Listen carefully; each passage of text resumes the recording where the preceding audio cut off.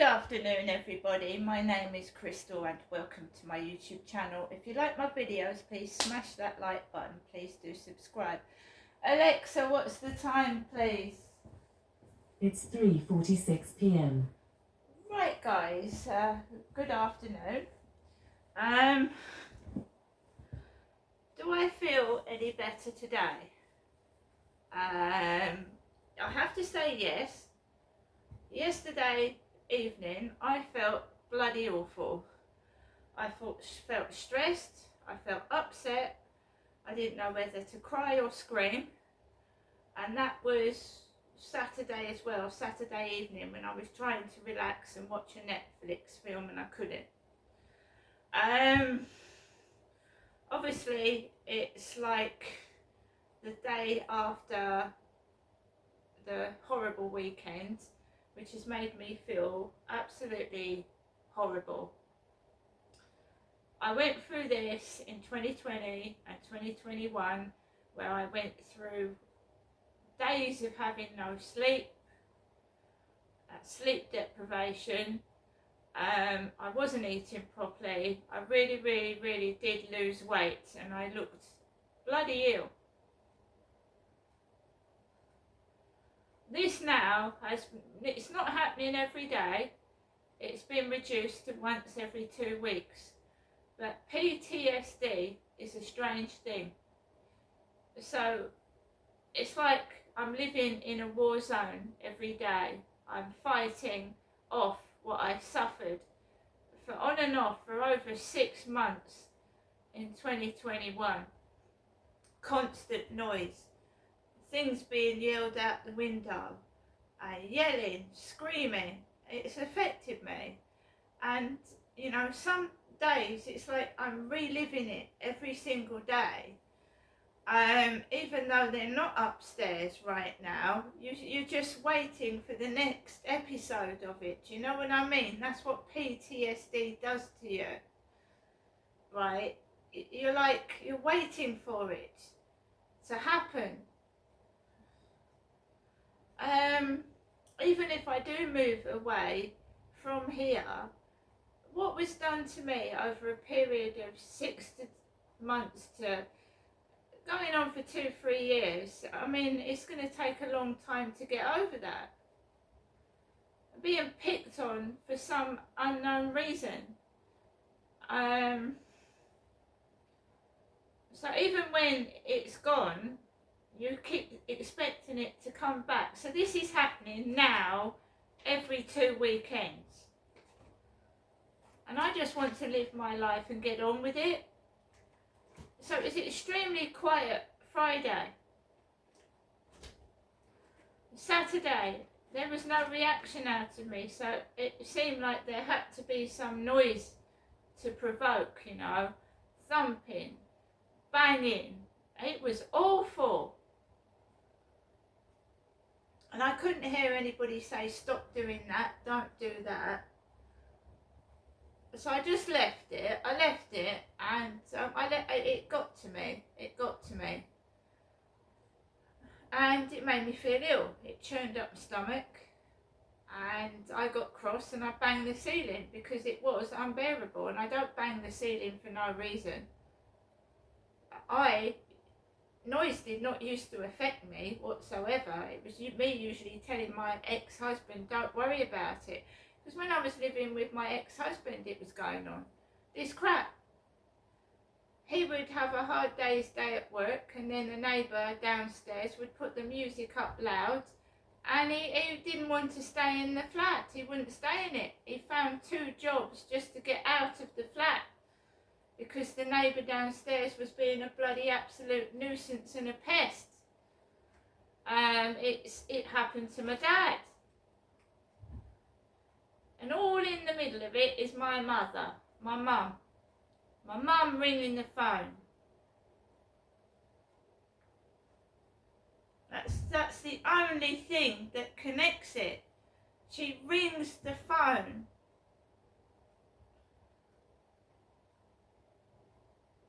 When I left home in 1987,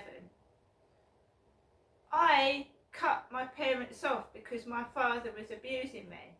He was physically assaulting me. I didn't want to know my parents anymore. I didn't. I left home with the intention to cut them off. But my mother had gone down things I'd left behind, and she traced me, and she maintains it's because she cares about me. And she phoned the police and sent them to me to where I was living. And a couple of stupid female police officers came out. They weren't real police. They didn't do anything anyway, but then my mother knew where I was. She knew where I was. And she actually rang phone boxes. She rang phone boxes and got a young boy to ring where I was living, bang on the front door, and he said, "Oh, your mum's calling from a phone box." And I had to go out and talk to my mother on this phone box. Why did I not give my mum my address? Because my dad had abused me and I didn't want to have anything to do with either of them anymore. So she sent the police to where I was. I was okay. It's better than being abused by my father every day of my life, I can assure you. She maintains it was because she was worried about me. My dad had been abusing me since I was 10.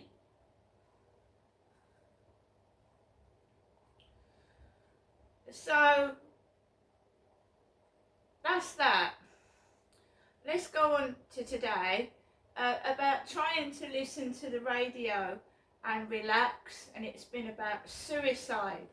It's been about end of life care, which my dad was supposed to be going through. All about negative, upsetting things, right? And you want to sit, I've had the weekend from hell. I want to listen to some music. I don't want to hear presenters laughing. I turned on BBC Radio 1 and all I could hear was presenters giggling and laughing.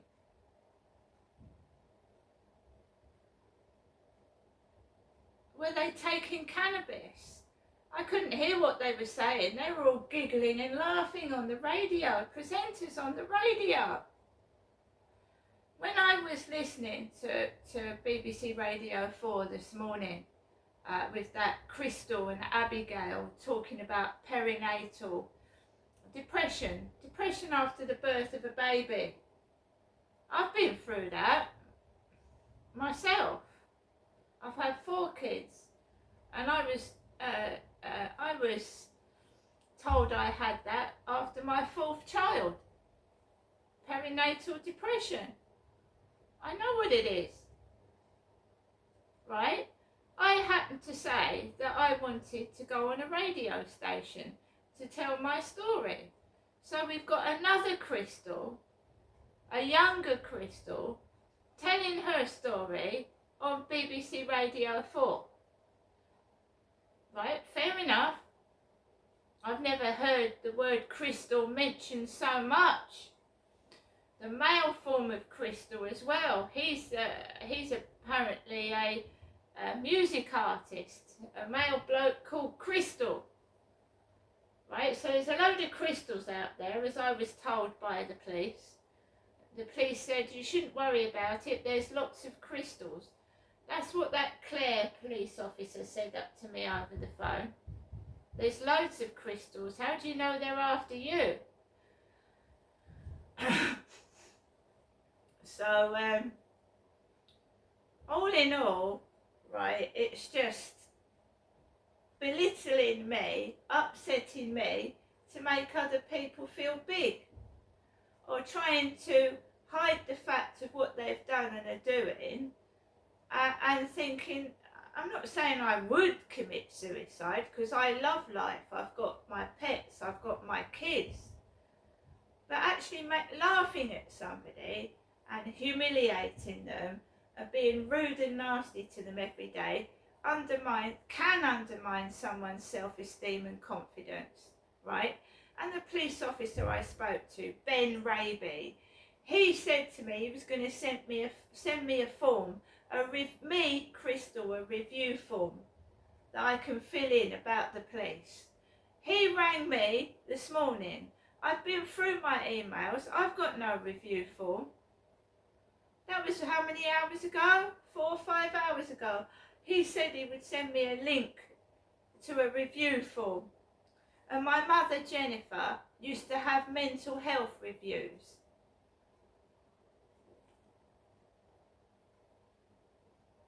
Right? He mentioned my mental health over the phone. He went, don't mind me asking, but what are your mental health issues? I told him, anxiety and depression. Nothing else. He asked me how many times I'd called the police out, and it's been about once this year. I'm not calling them out every day or every week.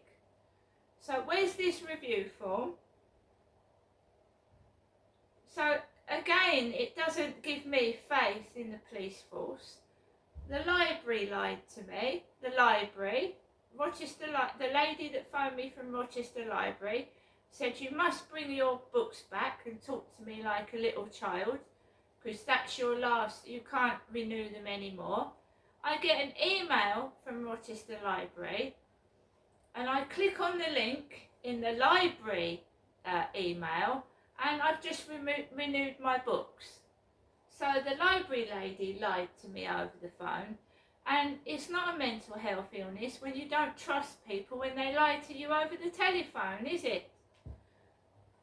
All my relationships as well, lying to me and using me. And you end up by yourself because you don't bloody trust anyone. Rochester Library talking to me like a little child. You must bring your books back. You can't renew them anymore. I've just renewed them. Just renewed them.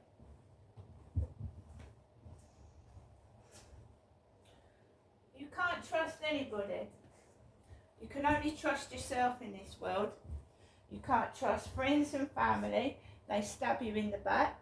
You can't trust anyone but yourself. So we're waiting for this email from Ben Raby. He phoned me from a mobile phone, not the Kent Police landline. He phoned me from a mobile. He's got a lot of personal information. I went out this afternoon and I felt like crap.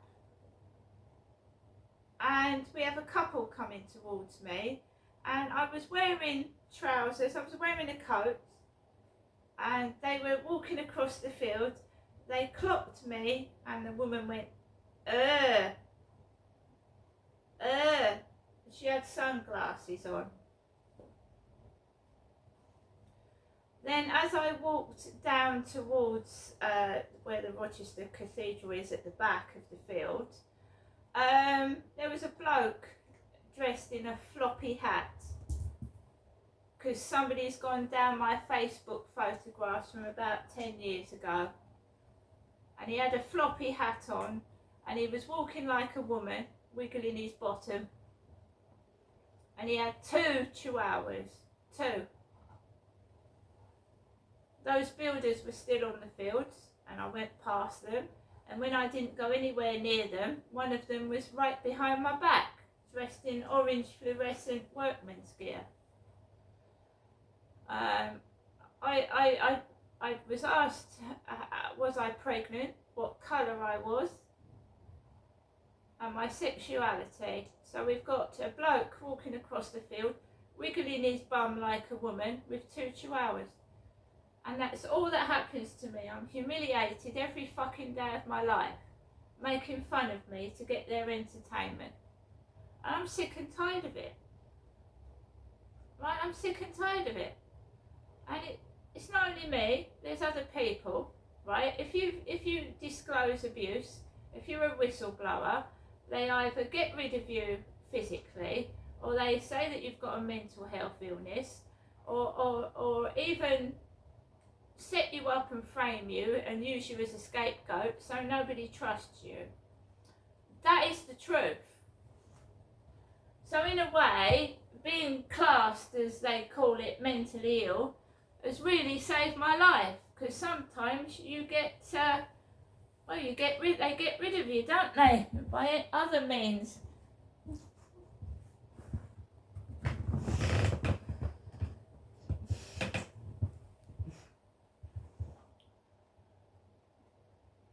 So, back to being alone at night,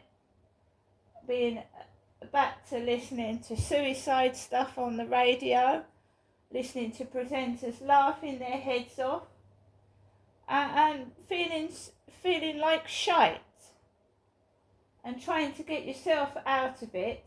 And why don't I go and see a counsellor? Why don't I talk to a counsellor on the phone? Because I don't want other people to be listening to my private fucking affairs. I don't listen to their boyfriend's conversation or their girlfriend's conversation.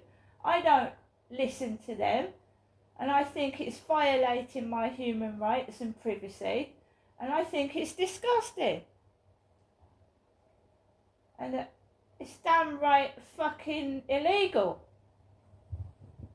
And to moan and make fuss of someone going outside with a phone and a camera when they're fucking listening to my fucking personal phone conversations and what's going on in this flat, they can fuck off. And that's the truth.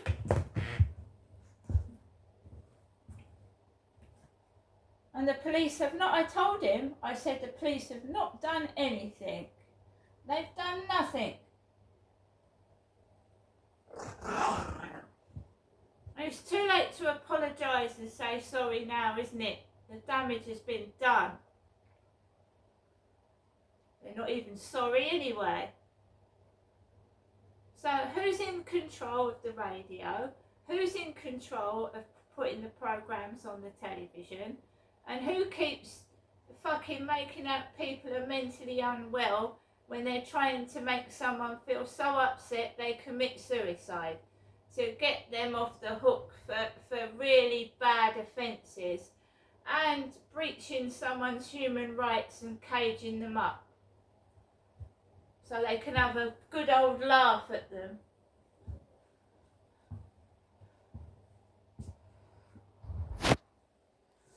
So, I'm back to square one, and so are all of the snoopers. They're back to square one, because I don't want to get pregnant. I don't want to fucking meet men on the field, and it's gonna keep being like this. And I hope all the thieves and the monsters doing this to me go bankrupt. See you later.